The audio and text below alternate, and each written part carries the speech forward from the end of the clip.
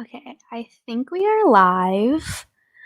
It's always the first few seconds that I always second guess myself. I'm like, did I do this right? Can people see and hear me? I never know. Also, it's very weird. Ever since we started using StreamYard, because it also shows up on YouTube, and I'm subscribed to our Girl Scout channel, I see myself in my subscription box, and that is honestly such a strange thing. So I hope that this time around that the thumbnail of that will be of me smiling, but who knows? Is there anyone watching? Oh, there are people watching. I was like, are there people here? Hello! For those of y'all who don't know, hi, my name is Piper. I've worked with Girl Scouts for a few years now, and today I'm going to be talking about going along with our April theme of appreciation of so today's topic is appreciating those around you. As you can see behind me, I do have a guest. This is my dog. His name is Petey. He's a Chihuahua mix. I just thought it'd be fun to have him chill in the background. Everyone, let's hope and cross our fingers that no one walks by the front of my house and that there's no loud cars, or else this sweet little thing is not going to be so sweet. He is very protective and like will bark. And so that's not going to be fun as a viewer. So I will try to mute myself if that happens. So if I just randomly mute myself, you know why. All right. So with that long-winded introduction, let's get started. So a few weeks ago, you might have tuned in to my friend Barcode's Facebook Live where she talked about the 5 love languages. And I'm going to talk a little bit more about that today and how we could use those 5 love languages to appreciate people around you. Because, I mean, Mother's Day is coming up. So if you celebrate that, you could definitely use some of these love languages to help show your appreciation. But I feel like every day we should try a little bit more to show appreciation for just a friend, your family, anyone really. There doesn't have to be a certain holiday for it. So, as a quick reminder, our 5 love languages that we typically talk about are words of affirmation, acts of service, gift giving or receiving gifts, quality time, and physical touch. So what I'm going to do is I'm going to kind of summarize what each one of those means and then give examples of how you could show your love for someone using that specific love language. So let's first start with words of affirmation. So words of affirmation, to break that down, is just telling someone straight out how you feel. So you're complimenting someone, you're like, hey, I think you did a great job on this project today, or you had a really great idea. Just verbally expressing your appreciation. Maybe, I don't know. That's something I kind of struggle with. That's not typically my go-to way of showing love around to my friends or family. But it's always nice to hear. It always feels good when someone's like, hey, I'm really proud of you, or you did really good. So those are some ways that you could show your appreciation for someone, words of affirmation.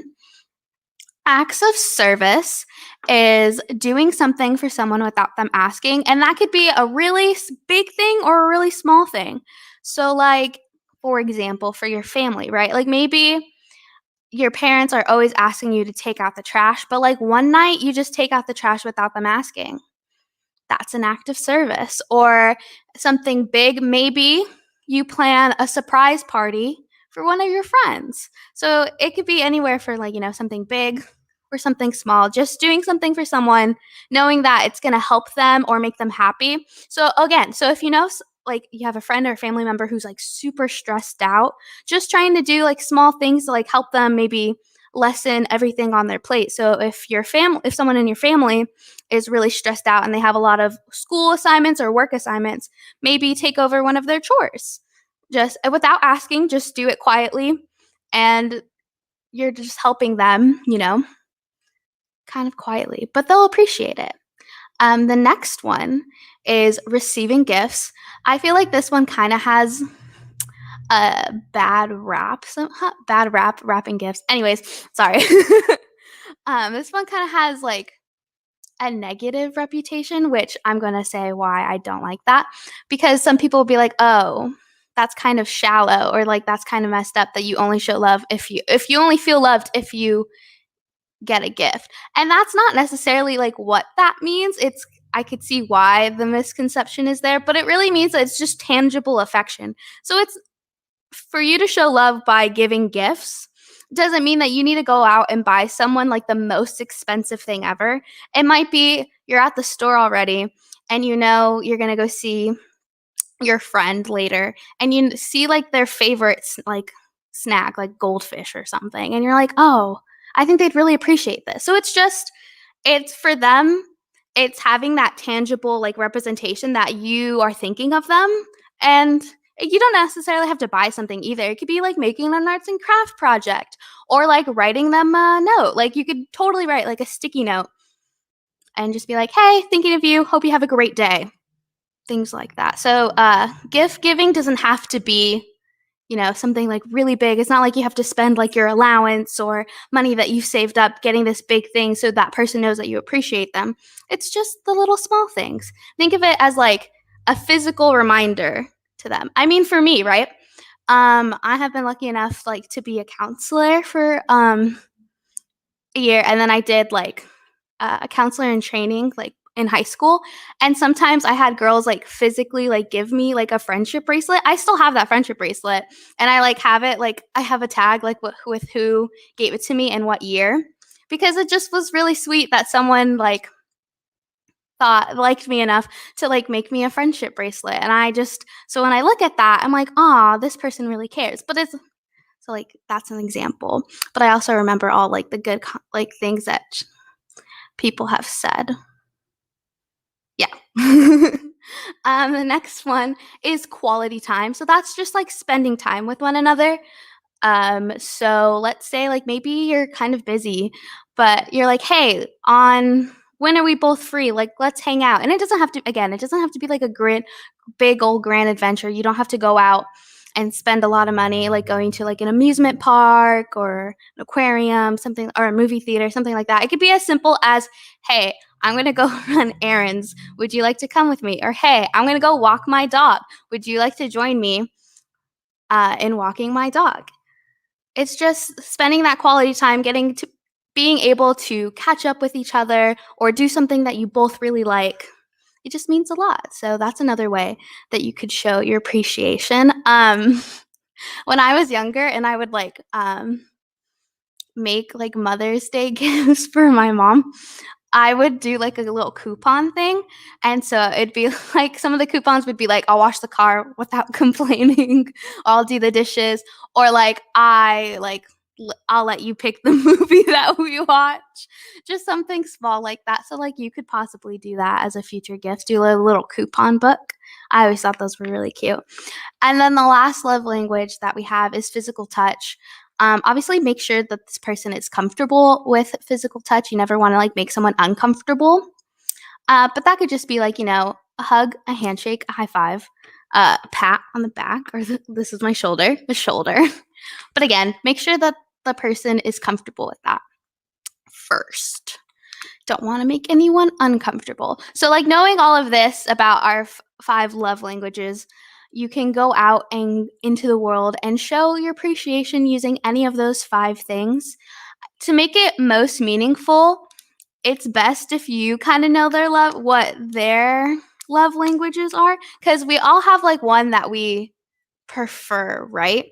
And so, I've in my day, I've taken a few of these tests. Like they're on like Google. Like if you Google five love languages test, like it'll tell you, like it'll rank them for you. And obviously, you take them with a grain of salt, but they're still kind of fun. So like maybe you could do that, you and your friends or you and your family, so you could like see which one that they like better. Or even, I think a good indicator of someone's love language is what do they show you.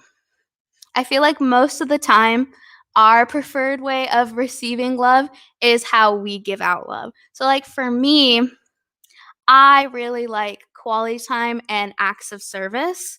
So, I'm constantly asking my friends, like, "Oh, if you need any help, like, let me know, like, what we could do." Or, "Hey," well, during COVID, it's been a little difficult for college time, but I'd be like, "Hey, when are you free? Like, let's do a Zoom call," or like, "Let's get on an actual phone call," or, things like that. So that's another way that you could figure out someone's love language is see which way that they show their appreciation for you. Um, I know this was kind of a quick Facebook Live. If anyone has any questions or comments, you could go ahead and comment that. Also, I'll wait a little bit to see if anyone has anything to say. Um, but I guess I just want to end this with saying life goes really fast, and sometimes we kind of forget to like tell people or show people how much we care. And I think that would be a great thing to work on, is kind of expressing more like how much you love someone or you appreciate their hard work or whatever the case may be.